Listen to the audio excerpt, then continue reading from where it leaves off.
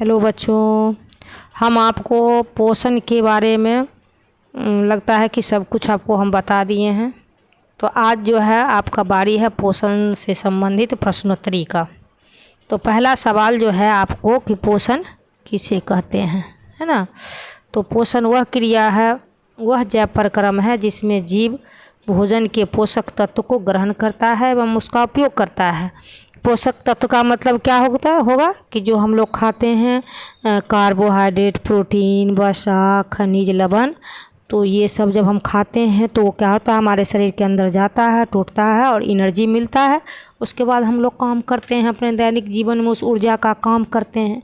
तो सवाल यदि आता है, सवाल यदि मान लीजिए ऐसा सामने आ गया पोषण किसे कहते हैं, तो उसका उत्तर लिखेंगे पोषण वह जैव प्रक्रम है जिसमें जीव भोजन के पोषक तत्व को ग्रहण करता है एवं उसका उपयोग करता है। दूसरा सवाल यदि आता है पोषण किसे कहते हैं, नहीं, पोषण के कितने प्रकार होते हैं, तो पोषण के 2 प्रकार हैं, स्वपोषण एवं परपोषण। ये तो एकदम हल्का है, समझने में कोई बात नहीं, दिक्कत नहीं होगा। पोषण के 2 प्रकार याद कर लीजिएगा, स्वपोषण एवं परपोषण, स्वपोषण एवं परपोषण।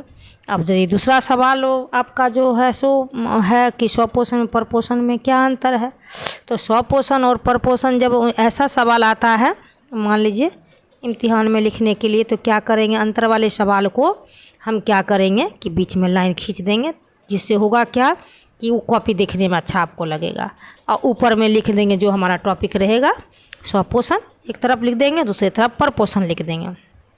अब स्वपोषण में क्या लिखेंगे, पहली लाइन तो ये लिख देंगे कि स्वपोषण पोषण की वह प्रक्रिया है जिसमें जीव अपना भोजन खुद संश्लेषित करता है। इसमें आपका हो जाएगा सभी हरे पेड़ पौधे, क्योंकि सभी हरे पेड़ पौधे के पास क्लोरोफिल होता है, और जब क्लोरोफिल होता है तो वो अपना खाना खुद बना लेता है, वही क्रिया को प्रकाश संश्लेषण कहा जाता है। परपोषण की तरफ लिखेंगे परपोषण पोषण की वह प्रक्रिया है जिसमें जीव अपना भोजन खुद न बनाकर दूसरे जीव पर आश्रित रहता है। जितने हम लोग जो है सो जितने जंतु हैं भोजन के लिए तो पेड़ पौधे पर आश्रित रहते हैं। तो ये आपका हो गया स्वपोषण और परपोषण में अंतर। ये भी आपको जो है ना आसान सवाल है, ये आपको आराम से याद कर और ये समझ में आ गया होगा। अब अगला जो है आपका सवाल है कि मृतजीवी पोषण हमारे वातावरण के लिए बहुत महत्वपूर्ण क्यों है। तो सबसे पहले तो इसका क्वेश्चन का मतलब है कि मृतजीवी पोषण, तो मृतजीवी भाई पोषण है क्या, तो मृतजीवी पोषण वह पोषण होता है जिसमें जीव के अपना भोजन सड़े गले पदार्थों से लेता है। तो इसलिए इसका आंसर, इस चीज़ को मिलाकर यदि हम आंसर बनाते हैं तो क्या हो जाएगा कि मृतजीवी पोषण में जीव सूक्ष्म जीव जंतु और पौधे के अवशेष को सड़ा गलाकर उनके मूल तत्व में बदल देते हैं, जिससे क्या होता है कि जहाँ पर ये आपका कचरा जमा रहता है वो साफ भी हो जाता है और प्रदूषण भी नहीं फैलता है। इसलिए मृतजीवी पोषण हमारे वातावरण के लिए बहुत आवश्यक है। ये भी बहुत आसान सवाल है। अब अगला सवाल हो गया आपको प्रकाश संश्लेषण क्या है। तो प्रकाश संश्लेषण पौधा में होने वाली क्रिया है जो सूर्य के प्रकाश और क्लोरोफिल की उपस्थिति में वायुमंडल से कार्बन डाइऑक्साइड एवं मिट्टी से जल एवं खनिज लवण की सहायता से जो है ना भोजन अपना खाना बनाता है, ये पौधा अपना खाना बनाता है।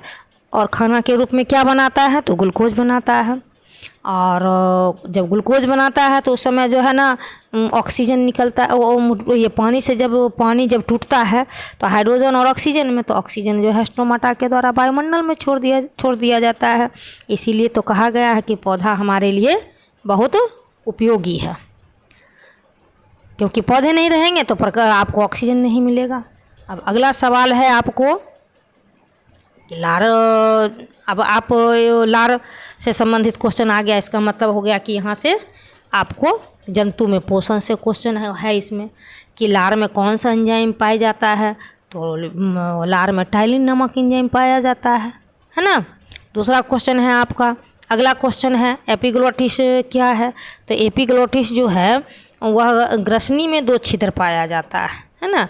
तो दोनों छिद्र के बीच एक पट्टी होता है और उस पट्टी का नाम है एपिग्लोटिस। नेक्स्ट क्वेश्चन आपका ये है कि ग्रसनी में एपिग्लोटिस का काम क्या है, उस पट्टी का क्या काम है। तो ग्रसनी में एपिग्लोटिस जब मान लीजिए कि भोजन जाता है ग्रसनी में, तो वहाँ पर तो 2 छिद्र होता है, एक हो जाता है निगल द्वार, दूसरा हो जाता है कंठ द्वार, है ना। तो आपको कि ग्रसनी में एपिग्लोटिस का काम यह है कि भोजन को जो है वह श्वास नली में नहीं जाने देगा, और खाना को जो है खाना को श्वास नली में नहीं जाने देगा, और खाना को श्वास नली में नहीं जाने देगा, और ये ऑक्सीजन को क्या करेगा, आहार नली में नहीं जाने देगा। यानी जब भोजन जाएगा तो वो पट्टी जो है श्वास नली पर झुक जाता है, जिससे भोजन आहार नाल में चला जाता है। तो इसका आंसर इस प्रकार से लिखेंगे कि ग्रसनी में एपिग्लोटिस का काम है। वो एपिग्लोटिस जब भोजन जाता है तो उसे श्वास नली में भेजकर आहार नाल में जाने देता है, और जब ऑक्सीजन जाता है तो उसे आहार नाल में ना भेजकर श्वास नली में जाने देता है। अब अगला आपका सवाल है, क्रामाकुंचन किसे कहते हैं। क्रामाकुंचन क्या है, तो ये क्रामाकुंचन तो आप समझ में एकदम ये बैठा लीजिए कि क्रामाकुंचन आहार नाल, ये ग्रास नली में जो है एक प्रकार का तरंग है, वो जो भोजन को तरंग, जब भोजन को देखते ही तरंग उठ जाता है उसमें, और भोजन तरंग उठता है तो भोजन क्या है, धीरे धीरे सिरक के जो है ना नीचे चलाता है आमाशय में। तो इस प्रकार इसका आंसर हो जाएगा कि जब भोजन ग्रास नली में पहुंचता है तो एक प्रकार का सिकुड़न एवं फैलाव शुरू हो जाता है, जिससे भोजन ग्रास नली से आमाशय में चला जाता है। इसे ही क्रामाकुंचन कहते हैं। अगला सवाल है आपका, जठर रस क्या है। मनुष्य के आमाशय में प्रतिदिन कितना जठर रस स्रावित होता है। तो आमाशय में पाए जाने वाले तीनों कोशिकाओं से जो स्राव होता है, इसमें HCl, म्यूकस तथा पेप्सिनोजन रहता है। उसे तीनों मिलाकर जो रस बनता है उसको कहते हैं जठर रस। और करीब मनुष्य के आमाशय में ये प्रतिदिन 3 लीटर रस जो है स्रावित होता है। और आपको यहाँ लग रहा है कि ये शॉर्ट में लिखा हुआ है, तो शॉर्ट में ये 3 कोशिका का वर्णन इसमें नहीं है। 3 कोशिका का वर्णन के लिए हम आपको शॉर्ट बना हुआ है, उसमें आप देख लीजिएगा। अगला सवाल है कि भोजन को, मनुष्य को बिना भोजन के ज़्यादा देर भूखा क्यों नहीं रहना चाहिए, है ना। यानी समय समय पर जो है ना भोजन करते रहना चाहिए, ज़्यादा देर तक लगातार भूखा नहीं, पेट खाली नहीं रहना चाहिए। तो मनुष्य के आमाशय में जठर रस स्रावित होते रहता है। यदि मनुष्य खाना लंबे समय तक नहीं खाएगा तो उसे अम्लपीत हो जाएगा। अम्लपीत होने के बाद उसे गैस बनने लगेगा, पेट में दर्द होने लगेगा, है ना। इससे ज़्यादा परेशानी होगी। इसीलिए मनुष्य को बिना खाए हुए ज़्यादा देर तक नहीं रहना चाहिए। तो ये सवाल आपका हो गया है। और आगे जो आपका शेष बचा हुआ है प्रश्न, वो हम अगले वीडियो में करेंगे, आपको हम ये देंगे। धन्यवाद।